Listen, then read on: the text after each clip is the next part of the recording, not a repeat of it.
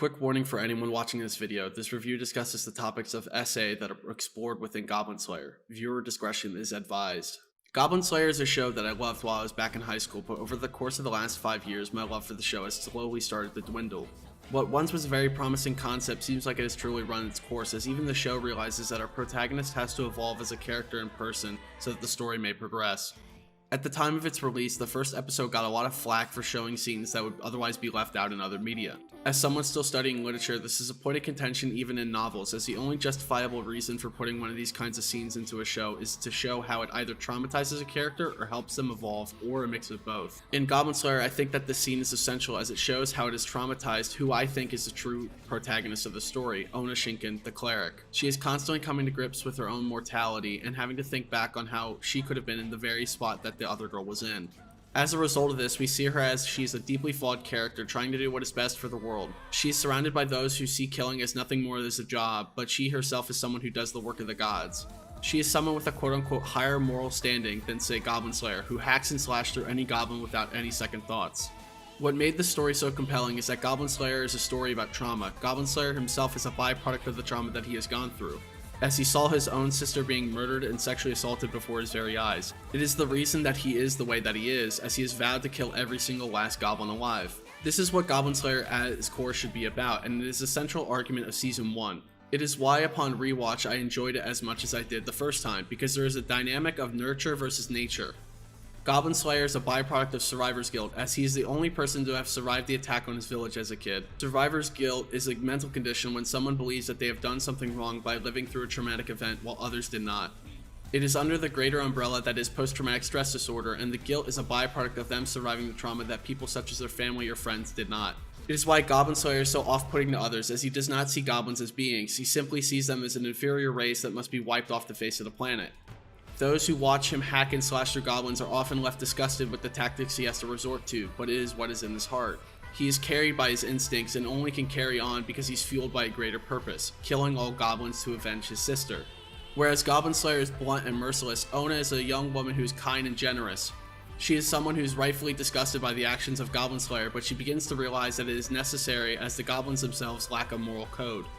The difference between the two of them is the way in which they deal with this trauma. Onna is motivated to still be an adventurer and to help others, but Goblin Slayer is blinded by vengeance. It is a very interesting dynamic that touches on the issue of Survivor's Guilt, as they both were in eerily similar situations. A decision probably made by the creator, Kumo Kagyu, intentionally to show this divide between the two of them.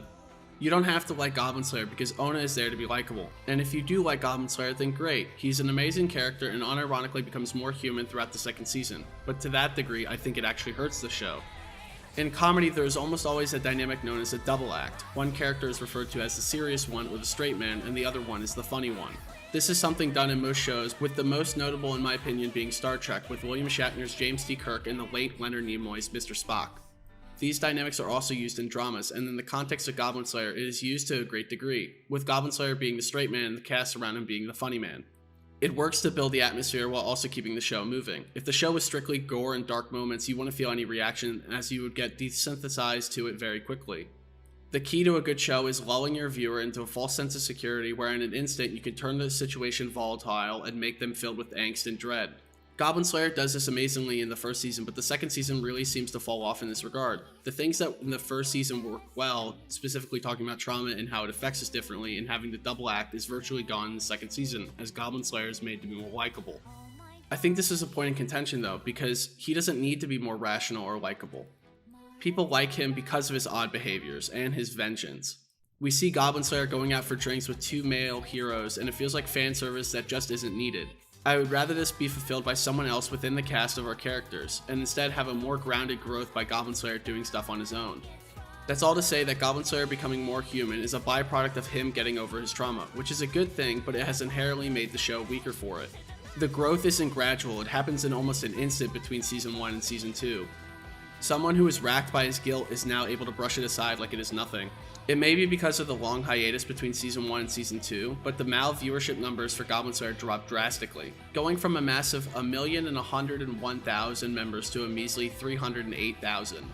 A lot of people love to shit on this anime, but for me there's something of real substance here. Most of people's complaints were about that first episode, but I personally believe it has done to show the duality of trauma, and it is done to a great degree. I really wish that season 2 was better, as I went in with high expectations and it ended with me feeling greatly disappointed.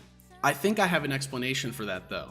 It is because the production does not feel like the same show. The grainier and heavy shots are replaced with more lighthearted ones. Look at the fight scenes compared to one another.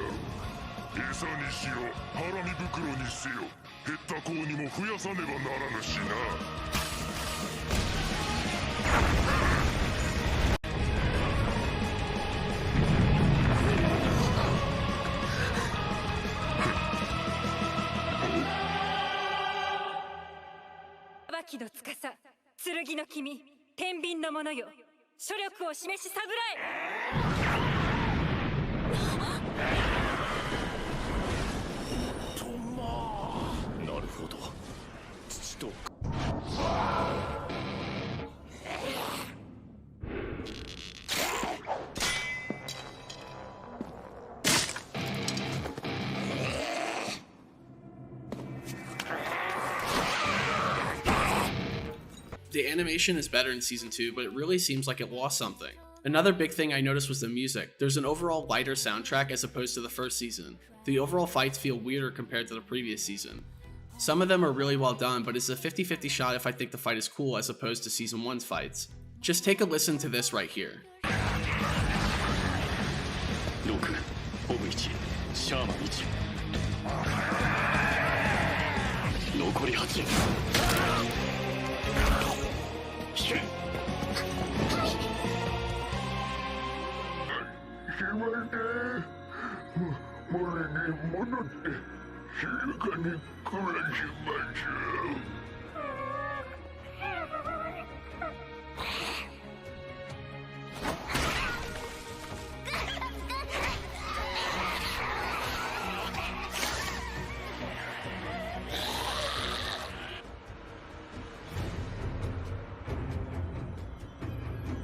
See? The soundtrack builds the ambiance and is predominantly the reason this show succeeded. Without it, it's a shell of its former self. The backing music is still good, but it does not live up to the higher quality from season 1. That being said, both openings slap, as me made 2 solid openings for the show. I prefer the first one, but the second one is also serviceable. What is ironic is that the animation got better in season 2, but for me it is objectively worse. In season 1 you could see Goblin Slayer in CG form, but that dark gritty version of him fits well for the aesthetic. I would much prefer that to the full 2D form we got in season 2, even though it looks better. The final thing I want to touch on is the lack of the red trail in Goblin Slayer's eye. It is predominant in season 1, but we rarely see it, if at all, in season 2. I think this is my biggest gripe because along with the music and the lack of grittier animation, it feels like a completely different show. We have characters such as the dwarf shaman, who is a very skilled adventurer.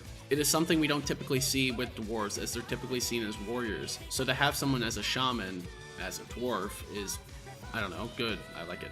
The elf archer or ranger is pretty standard in any isekai or fantasy show, so this one was pretty good as well. She is definitely more of the comedic relief in this show, and it's definitely needed. And then we have the lizard priest, who's also another like satire character, similar to the dwarf. When you think of a lizard person, you're not immediately thinking of a priest, so this character is also really fleshed out and very fun. I think another thing that might bog down Goblin Slayer, at least for season 2, is that there's no central antagonist. When you have a premise as simple as killing goblins, it's very hard to build a threat if there's no big goblin threat on the horizon. I think what Goblin Slayer needs is a central antagonist to press the issue, as there's no big bad, and I think if they had this big shaman that's persistently attacking Goblin Slayer in the villages, it would be a lot more interesting. それが全てだ。それが務めだ。道の果てはない。終わりなどない。自分はあの娘らのようにはいくまい。どうしていいかはわからないが、どうするべきかは分かっている。それしかない。Let me know what your thoughts are on Goblin Slayer in the comments below, as I really think that Goblin Slayer could be an amazing show if this was the case, but we just need to see what happens in season 3. I can only hope that if we get a 3rd season, it can return to its glory days and we can see some more kick-ass goblin slaying. Thank you all for watching. This video would not be possible without your support. I hope you all have been enjoying the recent uploads, and I'll catch you all later. See ya.